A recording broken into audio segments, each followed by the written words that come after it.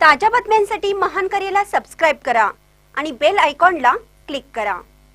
तारदाळमधील कांडी कोळसा कारखान्याच्या बग्यासला आग।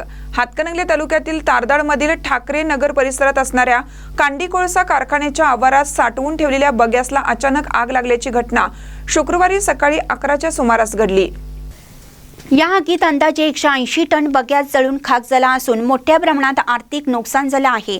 कारखान्याच्या मोकळ्या जागेत साठवलेल्या बग्यासमधून अचानक धुराचे लोट उसळून लागल्याने परिसरात एकच खळबळ उडाली।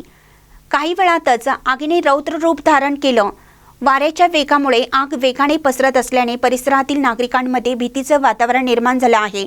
घटनेची माहिती मिळताच अग्निशमक दल तात्काळ घटनास्थळी दाखल झाले। अग्निशमक दलाच्या जवानांनी अथक प्रयत्न करून आगीवर नियंत्रण मिळवलं। आगीवर नियंत्रण मिळवण्यासाठी पाण्याचे अनेक फवारे मारावे लागले। सुदैवाने या घटनेत कोणतीही जीवितहानी झाली नाही। मात्र मोठ्या प्रमाणात बग्यास जळून खाक झाल्याने मोठे आर्थिक नुकसान झाले आहे। आगीचे नेमकं कारण अद्याप स्पष्ट झालं नाही। महानकरे न्यूजसाठी बसगोंडा कडेमणी तारदाळ।